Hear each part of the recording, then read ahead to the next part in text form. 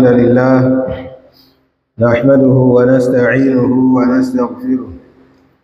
ونعوذ بالله من شرور أنفسنا ومن سيئات أعمالنا من يهدي الله فلا مضل له ومن يضلل فلا هادي له وأشهد أن لا إله إلا الله وحده لا شريك له وأشهد أن محمدا عبده ورسوله يا أيها الذين آمنوا اتقوا الله حق تقاته ولا تموتن إلا وأنتم مسلمون يا أيها الناس اتقوا ربكم الذي خلقكم من نفس واحدة وخلق منها زوجها وبث منهما رجالا كثيرا ونساء واتقوا الله الذي تساءلون به والأرحام إن الله كان عليكم رقيبا يا أيها الذين آمنوا اتقوا الله وقولوا قولا سديدا يصلح لكم أعمالكم ويغفر لكم ذنوبكم ومن يطع الله ورسوله فقد فاز فوزا عظيما أما بعد فإن أصدق الحديث كتاب الله وأحسن الهدي هدي محمد صلى الله عليه وسلم وشر الأمور محدثاتها فإن كل محدثة بدعة وكل بدعة ضلالة وكل ضلالة في النار أعاذني الله وإياكم من النار آمين أدعوكم الله سبحانه وتعالى الحمد لله أترك أتيجه فأساجو يدا النبي محمد صلى الله عليه وسلم النبي دوما بالك ولا كوبا ما جاي كاتيجه فغبو أي باتا النبي دوما بالك ولا kóbá máa jẹ́ olùkìlọ̀ kó sì máa jẹ́ olùfúnni ní òdùnnú nípa orí ńláńlá tí ń bẹ níwájú Ọlọ́run Ọba àlékè ọlá fún àwa tá bá gba t'Ọlọ́run Ọba tá a sì ń tẹ̀lé súnnà nábì sallallahu alaihi wasallam abẹ́ Ọlọ́run Ọba àlékè ọlá kó mọ́ ṣàṣe ìtẹ̀lé ànábì ní ọwọ́ fún wa ìgbà t'Ọlọ́run Ọba àlékè ọlá ń sọ̀rọ̀ nípa nábì wa Muhammad sallallahu alaihi wasallam kábà fi lè mà bí ìtẹ̀lé ànábì sí lágbára tó Ọlọ́run Ọba àlékè ọlá sọ wípé bismillahir rahmanir rahim Ọlọ́run bá lè kí ọlá ń sọ nípa nábi wípé wa ma yantiqu anil hawa in huwa illa wahyun yuha. Ọlọ́run bá lè kí ọlá ní ànábì sallallahu alaihi wasallam tí ó mọ́ rán sí gẹ́gẹ́ bí òjíṣẹ́ yìí ẹnìkan ni tó jọ wípé kìí sọ̀rọ̀ látara ìfẹ́ inú. Ìntánàbì sallallahu alaihi wasallam tó bá ṣe ìntàwọ̀ Ọlọ́run bá lè kí ọlá pa aláṣẹ kò ṣe ni.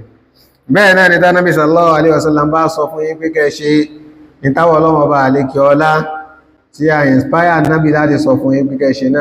náà ni ìsìnkú nábi sallallahu alaihi wasallam sọ látara ìfẹ́ inú rẹ̀ gbogbo tó bá sọ fún agbá nábi sallallahu alaihi wasallam sọ tó sì rinlẹ̀ lọ́dọ̀ nábi sallallahu alaihi wasallam bẹ́ẹ̀ kí gbogbo akálọ̀ ọmọ lọ́kàn wa pé nítorí pá nábi fẹ́ oríire fún aláyé àti lọ́jọ́ gbé al-Qiyāmah lànábi fi sọ eléyìí gẹ́gẹ́ bí mùsùlùmí kò sí nǹkan tá tó rẹ̀ wà nínú ayé awáyé Ọlọ́run Ọba àlékè ọlá dáwà sáyé yìí in tó Ọlọ́run Ọba àlékè ọlá tó rẹ̀ dáwà sáyé òun náà ni pé ká máa wá jọ́sìn fún Ọlọ́run Ọba àlékè ọlá ìdáwà tó Ọlọ́run Ọba àlékè ọlá tó dáwà sáyé ká máa wá jọ́sìn fún yìí òun gangan ni primary assignment dídẹ̀dá tó Ọlọ́run Ọba àlékè ọlá dẹ̀dá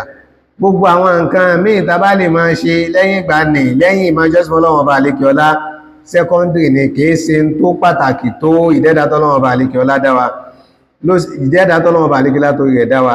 ló ṣe jẹ́ wípé gbogbo tá bá rí nínú ilé ayé yìí tá bá rí tó dùn mọ́ wa a dúpẹ́ fọ́lọ́wọ́ bá lékí ọlá tá bá rí tó dùn mọ́ wa a gbọ́dọ̀ jẹ́ kó jẹ́ wípé tọ́lọ́wọ́ bá lékí ọlá torí rẹ̀ dáwà ní kò gbọ́dọ̀ bọ́ kí ni tọ́lọ́wọ́ bá lékí ọlá torí rẹ̀ dáwà eléyìí ó hàn nínú aya al-Qur'an Ọlọ́run bá lékí ọlá tọ́lọ́wọ́ bá lékí ọlá ti sọ wípé wa ma khalaqtul jinna wal insa illa liya'budun ما أريد منهم من رزق وما أريد أن يطعمون إن الله هو الرزاق ذو القوة المتين Ọlọ́run Ọba àlékè ọlá ní tóhun Ọlọ́run Ọba torí rẹ̀ dá wọn ènìyàn àtàwọn àlùjànnú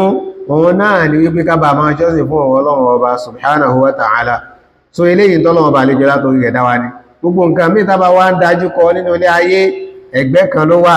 gẹ́gẹ́ bí mùsùlùmí àwa gbọ́dọ̀ jẹ́ kó jẹ́ pé tá dájú kọ nínú ayé kó kọdí wa láti máa rántí Ọlọ́run Ọba láti máa jọ́sìn Ọlọ́run Ọba tínú wa bá ń bàjẹ́ a máa jọ́sìn Ọlọ́run Ọba tínú wa bá ń dùn a máa jọ́sìn Ọlọ́run Ọba tá bá rí tá ń fẹ́ a máa jọ́sìn Ọlọ́run Ọba kódà tá bá rí tá ń fẹ́ náà a máa jọ́sìn Ọlọ́run Ọba ni àwọn àmà jọ́sìn fọ́lọ́wọ́ ọba títí tí kó fi dé wá bẹ́ẹ̀ ní kọ̀ọ̀kan nínú wa nítorí wípé ẹ̀san tí ń bẹ fún ẹni tó bá ṣe tọ́lọ́run ọba àlékè ọlá tó jòkó tí ibi tọ́lọ́run ọba àlékè ọlá ní kó jòkó sí tí ó sì jọ́sìn fún ẹ̀mí yàtọ̀ sọ́lọ́run ọba òun náà ní pọ́lọ́run ọba àlékè ọlá yóò san owó ẹni bẹ́ẹ̀ lẹ́san pé àlìjánnà ọlọ́run ọba àlékè ọlá ní owó ọ̀tọ́ àdójọ́ wíìdà kìyàmà ní tí ó sì máa jẹ́ ìjìyà fún ẹni tí ò bá ṣe tọ́lọ́run ọba àlékè ọlá fẹ́ni tí ó jọ́sìn fún ọlọ́run ọba àlékè ọlá fẹ́ni tó takò tọ́lọ́run ọba àlékè ọlá fẹ́ni tó ń jọ́sìn fún nǹkan àmì yàtọ̀ sọ́lọ́run ọba àlékè ọlá òun náà ní pé tó bá dọjọ́ wíìdà kìyàmà inú náà ni wẹ́ẹ̀ níbẹ̀ owó yóò fi ṣe ibùdé sí kọ́lọ̀n kó máa ṣe iná ní ibùdé sí ẹnì kọ̀ọ̀kan lọ́jọ́ wíìdà kìyàmà èyí náà ni ó wá sún wa lọ síbi ń tá máa fi bára wa sọ̀rọ̀ lọ́sàn tó níbi idhnillahi ta'ala ọjọ́ wíìdà kìyàmà yìí ọjọ́ tó lágbára púpọ̀ ni tó jọ wípé kò sẹ́nì kankan tó lè fọwọ́ rẹ̀ sọ̀yà wípé báyìí ni ipò òun ó sì rí lọ́jọ́ wíìdà kìyàmà ó lágbára dé wípé Ànábì sallallahu alayhi wa sallam sọ nínú ẹgbàá kan tó fẹsẹ̀ rinlẹ̀ wípé kò sẹ́nì kankan tí ó wà àlìjánnà ọlọ́run ọba àlékè ọlá àyàfi pẹ̀lú àánú ọlọ́run ọba wọ́n máa ń bèèrè lọ́wọ́ Ànábì sallallahu alayhi wa sallam pé pẹ̀lú tí wà Ànábì sọ yìí ṣé wọ́n náà tún kó sínú gbólóhùn yìí ni pé kò sẹ́nì kankan tí ó wà àlìjánnà ọlọ́run ọba àfi pẹ̀lú àánú ọlọ́run ṣé àtiwọ́ náà èyí Ànábì sallallahu alayhi wa sallam Ànábì níbẹ̀ ni àtẹ̀mí Ànábì náà sallallahu alayhi wa sallam àyàfi tọ́lọ́wọ́n bá àlékè ọlá bá ṣe tán tó fẹ́ dà mí pọ̀ máa nù rẹ̀ nìkan ló kù eléyìí ni ó fi yé wa wípé tánàbí sallallahu alaihi wasallam bá lè wí gbólóhùn yìí bó ṣe jẹ́ pé àmọ́ Ọlọ́run bá àlékè ọlá ti ṣàánú rẹ̀ Ọlọ́run bá àlékè ọlá ti ṣe dáadáa fún Ànábì sallallahu alaihi wasallam àwa tá já nábì Ọlọ́run ọba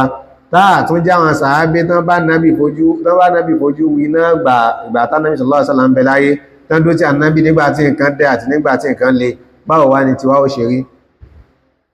lára tí ó ṣẹlẹ̀ lọ́jọ́ gbéǹde alkiyama òun náà ní pé lọ́jọ́ gbéǹde alkiyama nígbà tó Ọlọ́run Ọba àlékè ọlá ó bá gbé gbogbo wa dìde Ọlọ́run Ọba àlékè ọlá ó gbé wa dìde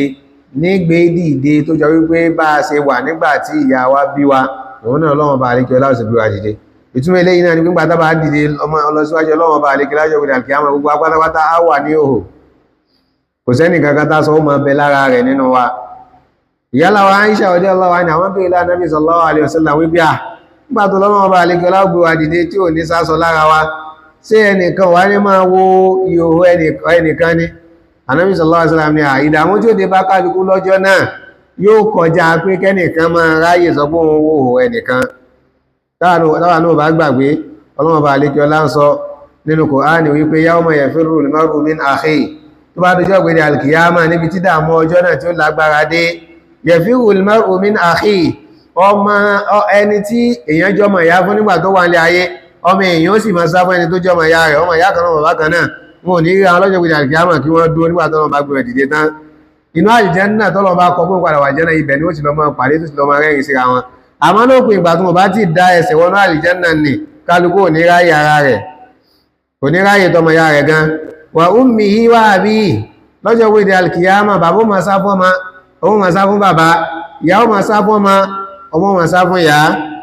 wa sahibatihi wa banihi lọ́jọ́ gbéde alkiyama àwọn ọ̀rẹ́ ayò ilé ayé ó máa sá fúnra wọn bestie mi tí wà àti bestie rẹ bá ríra ayé lọ́jọ́ gbéde alkiyama ẹ̀ ní ráyè tara yìí títí tọ́lọ́run fi kọ pé tọ́ àlìjẹ́nà ni wà àti bestie rẹ ń lọ ibẹ̀ lẹ́tì wá máa pàdé lẹ́tìjọ́ máa rò papọ̀ padà àmọ́ lókun ìgbà tọ́lọ́run ọba àlejò láwọ̀ bá ti ṣèdájọ́ yín kò sẹ́nì kankan tí ó ráyè tara rẹ̀ lọ́jọ́ gbéde alkiyama ọlọ́wọ́n bá àlíkẹ́ lá ní likulli imri'in minhum yawma'idhin sha'nun yughnihi èyí tí kálukú ní ó tó lọ́jọ́ gbéǹde alkiyama kò sẹ́nì kankan tí ó bẹ́ẹ̀ nìkankan tí ó fa ẹrù ẹni ẹlẹ́ni lọ́wọ́ níbi àyà mi ọlọ́wọ́n bá àlíkẹ́ lá ní wala taziru waziratun wizra ukhra kò sẹ́nì kankan tí ó bẹ́ẹ̀ nìkankan di ẹrù rẹ̀ lọ́jọ́ gbéǹde alkiyama kálukú mójútó ra rẹ̀ ni ìwọ tí wọ́n sọ fún pé kò jọ́sìn ọlọ́wọ́n bá àlíkẹ́ ọlá tó ní wàhálà wọn ti pọ̀ jù ìwọ̀n tí wọ́n sọ fún pé kò sí tọ́lọ́wọ́n ọba àlékẹ́ ọlá ó ní sẹ́yìn ní sẹ́kẹ́tìrì ọlọ́run ni sẹ́yìn lẹ́ ń gbaṣẹ́ dáadáa lọ́wọ́ yẹn ni lọ́jọ́ pé àlùkìyámà àtẹni tó ní kéèyàn sí dáadáa àtẹni tó sọ fún pé kò sí dáadáa gbogbo wa pátápátá ń tá a bá ṣe nínú ilé ayé yìí òun lábàá níṣẹ́ ibi tá a ti wá lọ ni wípé tó bá dọjọ́ pé àlùkìyámà yìí nígbà tí gbogbo ta bá wà ní òhò ìṣesí ọjọ́ náà òun náà wá ni wípé lọ́jọ́ ohun tí gbogbo wa ń wò nílé ayé bá ṣe wà yìí tó jọ wípé ta bá jáde síta nísìnyí ẹlòmíì òun ó máa tá lára kò ní ìlú ọ̀bì kankan yóò sọ pé àwọn fẹ́ jòkó lé ni tóhun yóò fi rọ̀ tó bá dìrọ̀lẹ́ òun ó ṣẹ̀ṣẹ̀ jáde ẹlòmíì tó bá jáde àfi kó lo gíláàsì sójú pé ohun tó wà ń ta yìí òun ò lè dájú kọ ẹlòmí ò mọ sákàkiri ẹlòmí ò mọ bọ́ẹ̀lá lọ́wọ́ tó ló jẹ́ pé bóhùn ṣe wà sí wa níbi táwà yìí ó jìnà gan ó jìnà gan àmọ́ lọ́jọ́ pé ìdí alkiyama Ànábì sallallahu alaihi wasallam sọ pé Ọlọ́run ọba adékiọlá yóò mú ohun wá sí tòsí wa débi wípé distance tí ó wà láàrin èèyàn àti ohun lọ́jọ́ pé ìdí alkiyama yóò dàbí máìlì kan àbí máìlì méjì sáìmá sí àmọye ẹgbẹ̀rún máìlì tí ohun tó fi jìnà sí wa láyé níbi táwà yìí tó wá lọ́jọ́ pé ìdí alkiyama Ọlọ́run ọba adékiọlá yóò mú ohun wá sí tòsí yóò wá dàbí wípé ohun kò ju bí máìlì kan tàbí máìlì méjì lọ Ànábì sallallahu alaihi wasallam sọ wípé oògùn tí ó bo àwọn èèyàn lọ́jọ́ náà oríṣiríṣi oògùn olè yóò máa rí lọ́jọ́ náà ẹlòmíì bí Ànábì sallallahu alaihi wasallam Ànábì ní ẹlòmíì bẹ̀rẹ̀ pé tóògùn bá bẹ̀rẹ̀ sí bo oògùn ó máa bo àwọn èèyàn bọ̀ láti sàlẹ̀ ẹlòmíì bẹ̀rẹ̀ pé oògùn rẹ̀ yóò bò ó débi kókósẹ̀ rẹ̀ ibẹ̀ lóògùn rẹ̀ ó mọ̀ dé ẹlòmíì bí Ànábì sallallahu alaihi wasallam sọ pé oògùn rẹ̀ yóò bò ó débi orúnkún ẹsẹ̀ rẹ̀ ibẹ̀ lóògùn ó bò ó mọ̀ dé Ànábì sallallahu alaihi wasallam sọ pé ẹlòmíì sì bẹ̀rẹ̀ pé oògùn rẹ̀ yóò bò ó dàrú ni kọ́dá kò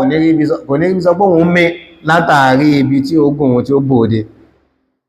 nígbà bá ṣe wà láyé ìnísìn kó òun kó mú jù bẹ́ẹ̀ lọ pátápátá parí rẹ̀ èyàn lè mú tó wẹ́lì kó máa bínú ojú rẹ̀ kó máa fún omi kó mẹ́ àmọ́ kí a máa lúwẹ̀ nínú ogun ọjọ́ gbéǹdé alkiyama lè yóò ti rí o bẹ́ẹ̀ kọ́lọ́run kó máa ṣe wá bẹ́ẹ̀ kó máa ṣe wá lẹ́ni tí ó máa lúwẹ̀ nínú ogun lọ́jọ́ gbéǹdé alkiyama Ànábì sallallahu alaihi wasallam ní bí ọjọ́ yóò ṣe wá lágbára tó kò wá sẹ́nì kankan tí ó ma kò sí bòjì kankan lọ́jọ́ náà kò sí bí díẹ̀ fẹ́ sálọ gbogbo aláwà ń bẹ kò sí bòjì kò sí bí díẹ̀ fẹ́ sálọ tó mú bá mú nílé ayé yìí alẹ́mọ́bọ̀ ńlá ká tó jáde kó lé èyàn lè má mú jáde kó lé kéèyàn jàbì kan kéèyàn rà ẹlòmíì tó bá dúró níbì kan bọ́yọ́ wà ní báńkì wọn ní ká tò níta ni àbí ìkan náà ló lọ tán ní ká tò ní ó lè mú ẹlòmíì lè mú hankachifu yóò fi lórí ẹlòmíì lè mú aṣọ yóò fi sórí ẹlòmíì lè mú pépà yóò gbé lórí báyìí gbóhùn sáà fẹ́ jẹ́ kí òun pa orí òun ni ẹlòmí yóò máa tún mi sórí ẹlòmí yóò lọ jòkó síbi kan yóò lọ sábẹ̀ bògì kan ẹlòmí yóò jòkó sábẹ̀ igi lọ́jọ́ ìwé alkiyama kò sí tí ń jẹ́ abẹ́ igi kankan tí yàn ń sá lọ síwájú kọ́lọ́run tó ṣàánú yàn o kò sí bògì kankan kò sí fáànù kankan níbi kankan kò sí èsì kankan níbi kankan kódà kò sí waiting room ṣẹ̀wọ̀n pàwọn ilé iṣẹ́ mi bẹ̀rẹ̀ pé tí yàn bá lọ àbáwọn ẹlòmí ọjọ́ kí tẹ́ bá wá wọn lọ lé wọ́n ti kọ́kọ́ bá yàn sí ibì kan tí yàn lè jòkó sí lẹ́gbẹ́ aláàjì ń bọ̀ wá ẹ jòkó sí bíbí ẹ kó nóòrùn kò sí lẹ́yìn ọlọ́jọ́ gbìndé alkiyama àfẹni tọ́lọ́run bá ṣe tán láti ṣàánú rẹ̀ tọ́lọ́run fẹ́ fi sí abẹ́ bòjì òun ọlọ́run ọba àlékiọlá lọ́jọ́ tí ò ní sí bògì kankan àfi bògì ọlọ́run ọba Ànábì sallallahu alaihi wasallam wá sọ fún wa ní ẹgbàá wá tó fẹsẹ̀ rinlẹ̀ Ànábì ní sab'atun yudhilluhumullahu fi dhillihi yawma la dhilla illa dhilluhu Ànábì sallallahu alaihi wasallam sọ pé ìrìn èèyàn méjì kan bẹ tó bá yọ pé lọ́jọ́ gbìndé alkiyama ọlọ́run ọba àlékiọlá yóò fi àwọn ìrìn èèyàn méjì yìí yóò fi wọ́n sí abẹ́ ìbòjì ọlọ́run ọba àlékiọlá lọ́jọ́ tí ò ní sí ìbòjì kankan àfi ìbòjì ọlọ́run ọba ilé ìyàánú ni látọ̀dọ̀ ọlọ́run ọba àlékiọlá tàbá bẹ̀rẹ̀ sí ka àwọn ìrìn èèyàn méjèèjì fún wa káwa náà wá bíra wa pé ibo la bọ́ sí nínú rẹ̀ ibo la wà nínú rẹ̀ sáàsì wà náà àwọn tọ́lọ́run ọba àlékiọlá ó fi sábẹ́ ìbòjì rẹ̀ báyìí kọ́nà kó mọ́ sá kìmí àti kó mọ́ sá kàwá kúnnú wọn kò sẹ́nì kankan tí ó rí kí ọlọ́run ọba àlékiọlá jẹ́ wíwá àlùkìyámà àfẹ́ntọ́lọ́run ọba àlékiọlá tó bá ti ṣàánú látọ̀dọ̀ rẹ̀ kò sẹ́nì kankan tó lè fọwọ́ rẹ̀ sọ̀yà pé níbi tóhun ṣiṣẹ́ dé yìí ibi tóhun yẹn náfílà dé yìí ibi tóhun gbàwẹ̀ dé yìí ibi tóhun kírun dé yìí ọlọ́run ṣàánú wọn ni kí ló fi ọlọ́kàn balẹ̀ dé bẹ́ẹ̀ níwájú ọlọ́run ọba àlékiọlá abẹ́ Allah subhanahu wa ta'ala gbogbo tá à ń ṣe níjọ́sìn síwájú ọlọ́run ọba àlékiọlá abẹ́ ọlọ́run ọba àlékiọlá kó jẹ́ ká bá níwájú ọlọ́run ọba kó ju bá a ṣe lọ nígbà tá a wà nílé ayé kọ́lọ́run kó mọ́sá ṣàforíjì ẹ̀ṣẹ̀ wa kó ṣe fún wa kó mọ́sá pàwápọ̀ kẹ́ aqulu qawli hadha wa astaghfirullaha li wa lakum fastaghfiruhu innahu huwal ghafurur rahim.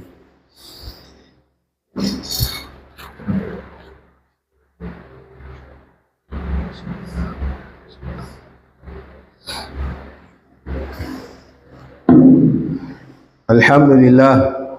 wassalatu wassalamu ala rasulillah wa ala ahlihi wa sahbihi wa man walahu wa ba'd. Adáwọ̀pẹ́ fún Allah subhanahu wa ta'ala àtọwọ̀ ìkẹ́ àti gẹ̀ fún annabi wa Muhammad sallallahu alaihi wasallam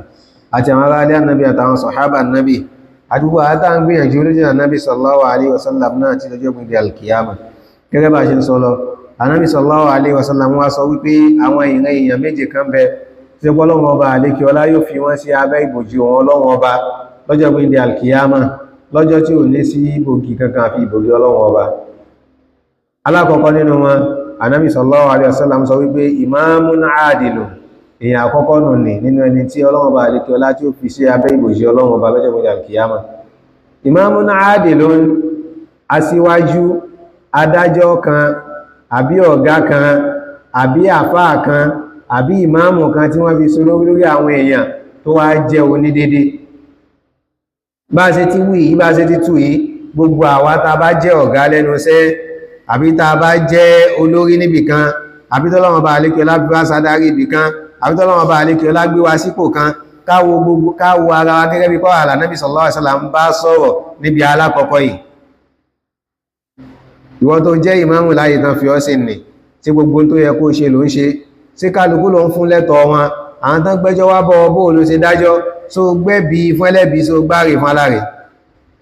Ìwọ tó jẹ́ mùsùlùmí tán fi ọ́ ṣọ̀gá lẹ́nu iṣẹ́, irú wà wo ló ń wù pẹ̀lú àwọn ọmọ iṣẹ́ tí wọ́n ń bẹ lábẹ́ rẹ̀, ṣe ń tó ju agbára wọn lọ ló ń gbé lé wọn lọ́rùn. Gẹ́gẹ́ bá Ànábì sallallahu alaihi wasallam ṣe sọ wípé tọ̀ ẹni tó bá fi ṣọ̀gá níbì kan, Ọlọ́run ní kí àwọn ọmọ ìyá rẹ̀ kan máa bẹ lábẹ́ rẹ̀. Ànábì sallallahu alaihi wasallam ní in tóhun náà bá ń jẹ ní kó máa fún wọn jẹ o, in tí bá ń wọ̀ òun náà ní kó máa fún wọn wọ̀. Wala tukallifuhum ma yaghlibuhum, má gbélé wọn lórí tí ó ká wọn lágara, tí ó kápa wọn, má gbélé wọn lórí.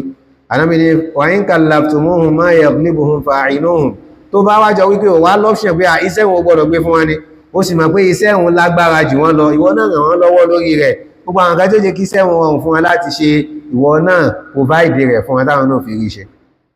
Tó gbogbo àwọn tá a jẹ́ aṣíwájú, èyí yóò wù ipò tá bá lè wà, ká gbìyànjú gbogbo ohun tán bá lè sọ pé gbogbo tí wọ́n bá mọ̀ pé èèyàn lè ṣe, tó sọ pé wallahi ọ̀gá lọ̀gá wa, wallahi èèyàn lọ̀gá wa, ká ṣe déédéé pẹ̀lú àwọn èèyàn, ká ṣe dáadáa pẹ̀lú wọn. Alákọ̀ọ́kọ́ nú àwọn ìran èèyàn nìyẹn. Ẹni tó bá ṣe dáadáa níbi tọ́lọ́run bá àlékè ọlá bá fi ṣe olórí, Ànábì sallallahu alaihi wasallam sọ pé yóò máa bẹ lábẹ́ ìbòjì Ọlọ́run ọba àlékè ọlá lọ́jọ́ tí ò ní sí ìbòjì kan àfi ìbòjì Ọlọ́run ọba. Kọ́lọ́run kó wọ́n sàkàwá kún lówó ẹni bẹ́ẹ̀. Ànábì tó tẹ̀síwájú, Ànábì ní wa shabun nasha'a fi ibadatillah, Ànábì ní ọ̀dọ́ kan tó dàgbà lórí ìmọ̀ jọ́sìn fọ́lọ́run ọba àlékè ọlá, lórí ẹ̀sìn Ọlọ́run ọba àlékè ọlá. Gbogbo àtà jọ́dọ̀ ká lo ìjọ́dọ̀ wa síbi tó dá. Ọ̀pọ̀lọpọ̀ nínú wa wọ́n lé wa ká tó lọ lé kéwú ni, ọ̀pọ̀lọpọ̀ nínú wa wọ́n lé wa ká tó sọ pé à ń lọ sí ilé kéwú láti lọ kọ́ Kùránì, a máa fẹ́ lọ kọ́ ẹ̀sìn Ọlọ́run ọba. Ọ̀pọ̀lọpọ̀ nínú wa in tí ò bójú mu là ń lé káàkiri, orin ẹlòmíì há sórí tó yẹ kó Kùránì, ẹlòmíì ò tiẹ̀ kírun gan nínú ọ̀dọ́ mi ń bẹ tó yẹ pé tó bá kí àsùbá báyìí ó tún dá àsùbá ọjọ́ kejì kò ní kí gbogbo ohun yòókù, yóò máa wé sí táìmù ara rẹ̀, bí a ń jòkó lé bọ́ọ̀lù, bí a ń wo fíìmù káàkiri, bí oríṣiríṣi nǹkan táwọn èèyàn ṣe láti fi bàṣùpá ara wọn jẹ́. Ànábì sallallahu alaihi wasallam ní ẹni tí ó máa bẹ ní lábẹ́ ìbòjì Ọlọ́run ọba, òun náà lọ́dọ̀ tó jẹ́ kó dàgbà lórí ẹ̀sìn Ọlọ́run ọba, lórí ìjọsìn Ọlọ́run ọba ni. Ká gbìyànjú gbà tá bá jọ́dọ̀, ká mú ẹ̀sìn Ọlọ́run ọba àlékè ọlá lọ́kùnkúndùn, ká máa jọ́sìn Ọlọ́run ọba àlékè ọlá lójú méjèèjì. Bóyá Ọlọ́run tàtàrà eléyìí ni yóò sì jọ àánú rẹ̀ wá, a lè wà nínú àwọn tọ́lọ́run ọba àlékè ọlá òbí sábẹ́ ìbòjì rẹ̀ lọ́jọ́ tí ò ní sí ìbòjì kan àgbòjì Ọlọ́run ọba àlékè ọlá. Bákan náà láàrín àwọn tánàbí sallallahu alaihi wasallam dákọ, Ànábì ní wa rajulun qalbuhu mu'allaqun bil masajid, Ànábì ní arákùnrin nǹkan tó jẹ́ wípé ọkàn rẹ̀ ti rò pọ̀ mọ́ mọ́sálásí, lọ́kàn rẹ̀ máa ń wà ní gbogbo ìgbà, mọ́sálásí lọ́kàn rẹ̀ wà gbogbo ìgbà. Tó bá kírun kan tán nìsín, bá ṣe fẹ́ kírun Jum'ah yìí, tó bá kí Jum'ah tán tí ó wà lọ́kàn náà ni pé bàtí wà tó wá kájí kan sísìn alọ́ kí alásárì o, tó bá tún fi kí alásárì tán ọkàn rẹ̀ ó tún wà ní mọ́sálásí pé ànípẹ́ kí mágíríbì o, tó bá tún kí mágíríbì tán ọkàn rẹ̀ ó tún wà mọ́sálásí pé ànípẹ́ kí ìṣáì o. Gbogbo àsìkò Ànábì sallallahu alaihi wasallam ní ọkàn rẹ̀ ó sàmà wà ní mọ́sálásí pé àsìkò òun fẹ́ dé, àsìkò òun fẹ́ dé, àsìkò òun fẹ́ dé. Sí báyìí náà làwa náà rí, àbí ta bá ti gbọ́ wípé wọ́n ti pè wọ́n báyìí àkọ́kọ́ wọ́ sí náà, àwọn mí bẹ́bẹ́ o tẹ́ pé náà bá ti pè wọ́n báyìí wọ́n kọ́kọ́ wọ́ sí náà pé báwo la kí kan tán náà ó tó ti pè wọ́n nìsín. Àbí ọkàn wa máa ń wà lọ́dọ̀ Ọlọ́run ọba àlékèrà, nílé Ọlọ́run ọba àlékèrà ní gbogbo ìgbà. Kò túmọ̀ sí pé kí ọmọ ìjòkó mọ́sálásí ní gbogbo ìgbà, àmọ́ sọ́kàn rẹ̀ máa wà lọ́dọ̀ Ọlọ́run ọba àlékèrà pé ní pẹ́ kírun mi, ó yìí só ti máa gbéra dì kalẹ̀ pé àsìkò òun fẹ́ wọlé dé, ohun tó yẹ kó ṣe tó òfin ní gárun pé òun lọ bá òun ní rákẹ́lẹ̀ kẹta àbọ̀n bá òun ní rákẹ́lẹ̀ kẹrin, owó tí yẹ kí yàn ṣe tí yóò tètè ṣe kásìkò òun fi dé tí yóò fi kírun pẹ̀lú imam lásìkò tí yẹ kí kírun pẹ̀lú rẹ̀, tí ó gbọ́ ẹ̀ náà làwa náà ṣe. Sọ́kàn wa máa ń rọ̀ papọ̀ mọ́ ilé Ọlọ́run ọba àlékèrà ní gbogbo ìgbà, ká yẹra wa wò. nínú àwọn tánàbí sallallahu alaihi wasallam tó sọ anábì ní wa rajulun tasaddaqa bi sadaqatin fa akhfaha hatta la ta'lamu shimaluhu ma tunfiqu yaminuhu. Anábì sallallahu alaihi wasallam ní arákùnrin kan ní àwọn tó mọ̀ bẹ̀lú lábẹ́ ìbòjú Ọlọ́run ọba wọn arákùnrin kan tó jọ wípé ó ṣe sàárà tó ṣe yìí sàárà ń wá pamọ́ gan débi wípé ọwọ́ òsì rẹ̀ kò sì lè sọ pé ọwọ́ ọ̀tún rẹ̀ ṣe sàárà. Ànábì kan lò gẹ́gẹ́ bí òwe ni ẹni tó jọ pé ìmọ̀ ṣe sàárà rẹ̀ pé àwọn èèyàn tí ẹni mọ̀ pé ṣe sàárà kan kìí ṣe sàárà ń pa ṣe sàárà kárí bí àwọn aláàjì kìíní kan àwọn náà ti débí àwọn aláàjì kìíní kan àwọn náà ti débí àbí àwọn aláàjì kìíní kan wọ́n sọ pé káwọn èèyàn ṣe sàárà ó wá gba máikrófóònù pé ṣe àwa tẹ́wọ́ yìí Ọlọ́run sọlá fún wa gan mo lè ní kíjòkó yìí máa mú 50 million naira lọ kò sí tí ó dínkù ní owó mi rárá kìí ṣe sàárà báwọn là ń sọ sàárà tó jọ wípé èyàn ó ṣe táwọn èèyàn sì ní mọ̀ pé èèyàn ṣe nǹkan kan tí ó sì ní tún máa tún sọ fún àwọn èèyàn bí ẹ̀mọ́ wọ́n sáré sí mẹ́bẹ̀ wọn ni àwa la kọ́ ẹ̀mọ́ gàngá táwọn kìíní fi pọn mímu ni àwa la ṣe nígbà tó ń pariwo pé àwọn òrómìlò àwa ní pé ẹgbẹ́ gàngá fáwọn náà káwọn náà máa lómi kìí ṣe sàárà báwọn sàárà tó jẹ pé yóò ṣe tó sì máa bẹ láàrin èèyàn àtọlọ́run ọba àlekèlágbé Ọlọ́run nítorí rẹ̀ mo fi ṣeré yìí mọ́sá ṣàánú mi. Ànábì ní ìwé èèyàn báwọn tí ó ṣe sàárà tí àwọn èèyàn tán wà lẹ́gbẹ̀ẹ́ òsì ní mọ̀ pé lágbájá ló ṣe bóyá tó bá padà wá lọ tán àbáwọn tó ṣeré ohun fún wa ní aláàjì náà mọ̀ ṣe kí ní fún Allahu Akbar aláàjì ló ṣe wíyà bẹ́ẹ̀ ni àwọn náà ṣe wọ́n sì wọ́n ṣe wípé wọn ò mọ̀ kankan pa rẹ̀ irú sàárà bẹ́ẹ̀ l'Ànábì sallallahu alaihi wasallam sọ ṣẹ́wàá náà ti ṣerú nǹkan bẹ́ẹ̀ àbá ń rò ó léwọ̀ kan apá fẹ́ ṣerú nǹkan bẹ́ẹ̀ ká gbìyànjú ká ṣe kọ́lọ̀ kan ṣàṣàlékún dára fún wa. Ànábì sallallahu alaihi wasallam tó ní lára àwọn tọ́lọ́wọ́n ọba àlékè ọlá tó fi sáré bòjì rẹ̀ lọ́jọ́ tó ní síbò ìgbàgbà gbògbé ọlọ́wọ́n ọba òun lẹ́ni tó jọ wípé da'at imra'atun dhatu mansibin wa jamalin àbí dhatu nasabin wa jamalin faqala inni akhafullah. Arákùnrin kan tó jọ wípé obìnrin tó ní ẹwà arákùnrin mùsùlùmí obìnrin tó ní ẹwà tó ní ìran tó lówó tó ní tóbìnrin ó fi ní tọkùnrin ó fi máa ní káàkiri ó ní lára ó wá pe ọkùnrin náà pé ìwọ náà fàìnà ò báàdì lọ́mọkùnrin jájọ máa ó sì pe ọkùnrin bẹ́ẹ̀ pé kó wá báwọn ṣàgbèrè kó wá báwọn ṣe zìná ọkùnrin wọ́n sì ń sọ fún wípé inni akhafullah èmi páyọ̀ Ọlọ́run ọba yìí lébọ́ ṣe tó ń pè mí sí obìnrin tó ti bọ́ra alẹ̀ tán tó sọ pé ọyá fi mí ṣe tó wọ̀ tọkùnrin wọ́n sì sọ pé mi ò lè dánwò èmi páyọ̀ Ọlọ́run ọba àlekèọlá àbáwọn èèyàn tó jọ pé Ọlọ́run ọba àlekèọlá fi wọ́n sí pò jẹ́ pé ìbò tán fi wọ́n sí òṣòbìnrin náà náà sí tọwọ́ ohun tó bí ọ̀gá tó wà lẹ́nu iṣẹ́ àbẹ́nìkan táwọn obìnrin ń bẹ lábẹ́ rẹ̀ tí ó wá ṣe ìbàjẹ́ gangan pẹ̀lú wọn Ànábì ní irú ẹni bẹ́ẹ̀ yóò máa bẹ lábẹ́ ìbòjì Ọlọ́run ọba lọ́jọ́ tí ò ní síbò ìrìn àgbògbì Ọlọ́run ọba àlékè ọlá. níbi nínú ẹni tọ́lọ́run ọba àlékè nínú ẹni tánàbí sallallahu alaihi wasallam tó sọ Ànábì sọ wípé wa rajulani tahabba fillah ijtama'a alayhi wa tafarraqa alayhi. Ànábì ní àwọn arákùnrin méjì kan àbáwọn arábìnrin méjì kan tahabba fillah tí wọ́n nífẹ̀ẹ́ ara wọn nítorí tọ́lọ́run ọba èyí táwọn wí òun lẹ́lẹ́kẹ̀ẹ́fà ọ̀sánkà tahabba fillah wọ́n nífẹ̀ẹ́ ara wọn nítorí tọ́lọ́run ọba àlékiọlá ijtama'a alayhi ìfẹ́ Ọlọ́run ọba àlékiọlá ni wọ́n fi pàdé ìfẹ́ Ọlọ́run ọba àlékiọlá ló kó wọn jọ wọ́n nífẹ̀ẹ́ ẹ̀sìn ni wọ́n fi jọ ń ṣe wa tafarraqa alayhi ìgbà táwọn méjèèjì tí wọ́n tún kó lọ́dọ̀ ara wọn náà bóyá nìkan kó láti ìlú kan ó lọ sí ìlú mi kò rọrọ̀ rẹ̀ mọ́ni àbọ́lọ́run ọba àlékiọlá ti ẹ̀mú ńlẹ̀ kó lórí ayé yìí náà ni lórí ìfẹ́ Ọlọ́run ọba àwọn náà ni wọ́n fi péyà nígbà tí wọ́n péyà bóyá ọkàn náà ṣe nǹkan tí ò bá nǹkan tí ò bójú mu nínú ẹ̀sìn ó wá ní má ṣe bẹ́ẹ̀ mọ́ wá lóhun ọ̀sán ìfẹ́ Ọlọ́run ọba tí mo ní sí ọ èmi ń bọ́ sọ̀rọ̀ tẹ́lẹ̀ gbà tó ní má ṣe tọ́lọ́run ọba máa yìí èmi àti ẹ jájọ yà fúnra títí tó fi padà má ṣe tọ́lọ́run ọba àlekè lápadà. Ànábì ní wá àwọn èèyàn báwọn náà àwọn ọmọ abẹ lábẹ́ bòjì Ọlọ́run ọba lọ́jọ́ tí ò ní sí bòjì kankan bòjì Ọlọ́run ọba àlekè ọlá. èyí tó kàn yìí nínú rẹ̀ Ànábì sallallahu alaihi wasallam ní wa rajulun dhakara Allaha khaliyan fafadat aynahu. Ànábì ní arákùnrin kan tó rántí Ọlọ́run ọba àlekèọlá lóhun nìkan òun nìkan náà ló kàn dá wà nínú yàrá rẹ̀ báwọn ìyá wa ṣe máa ń ṣe báwọn bá mi ṣe máa ń ṣe pé tí ìyá mi bá jí báyìí látago 2 òru ni ìyá mi ò ti jí yóò máa fa tẹ̀sùbá rẹ̀ yóò máa yin Ọlọ́run ọba yóò máa ṣàṣàlátù fún Ànábì yóò sì bú sẹ́kún látara ìrántí Ọlọ́run ọba tí rántí Ọlọ́run ọba àbí ìyá mi bàbá mi náà tóun náà ka Kùránì láàrin òru ni àbí lọ́sàn-án ti ẹni tó wà ní yàrá rẹ̀ tí ń dá rántí Ọlọ́run ọba àbí nínú mọ́sáàsì náà ló wà ní látara ìrántí Ọlọ́run ọba tí rántí Ọlọ́run ọba nì ó sì bú sẹ́kún pé ìwọ Ọlọ́run láṣàánú mi. Ànábì sallallahu alaihi wasallam ní irú ẹni bẹ́ẹ̀ yóò máa bẹ lábẹ́ ìbòjì Ọlọ́run ọba àlekèọlá lọ́jọ́ tí ò ní sí ìbòjì kankan lọ́jọ́ wíjà Qiyaamah fi ìbòjì Ọlọ́run ọba. káwa náà wá gbéra wa yẹ̀wò èèyàn méje la kà kalẹ̀ fún wa yìí èwo nínú rẹ̀ làwa kó sí nínú rẹ̀ tá bá kó sí kankan nínú rẹ̀ èwo nínú rẹ̀ la lè sì gbìyànjú láti jọ́ kan nínú wọn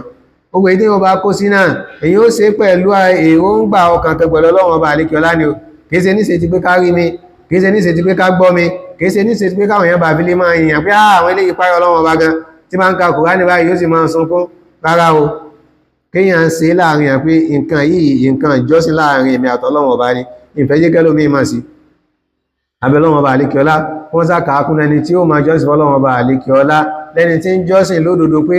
ìjọsìn yìí tọ́lọ́run Ọba àlékè ọlá ni òun ò ní ṣe nítorí ẹnì kankan abẹ́ Allah subhanahu wa ta'ala kọ́lọ̀n kúkà kún ẹni tí ó máa bẹ lábẹ́ bòjì Ọlọ́run Ọba àlékè ọlá lọ́jọ́ tí ò ní sí bòjì kankan àfi bòjì Ọlọ́run Ọba abẹ́ Ọlọ́run Ọba àlékè ọlá kó ṣe wá lọ́mọ àjẹ́nà abẹ́ Ọlọ́run Ọba àlékè ọlá kó má fi àná jẹ wá kó gbà wá lẹ́rú kó sì fi àjẹ́nà kó fi ṣe ibùdó sí ẹnì kọ̀ọ̀kan wa Rabbana alayka tawakkalna wa ilayka anabna wa ilayka al-masir Rabbana la tuzigh qulubana ba'da idh hadaytana wa hab lana min ladunka rahmatan innaka antal wahhab Allahumma la mani'a lima a'tayt wa la mu'tiya lima mana'ta wa la yanfa'u dhal jaddi minkal jaddi اللهم صل على محمد وعلى آل محمد كما صليت على إبراهيم وعلى آل إبراهيم إنك حميد مجيد اللهم بارك على محمد وعلى آل محمد كما باركت على إبراهيم وعلى آل إبراهيم إنك حميد مجيد وصل الله وسلم على نبينا محمد وعلى آله وأصحابه وسلم سبحانك اللهم بحمدك أشهد أن لا إله إلا أنت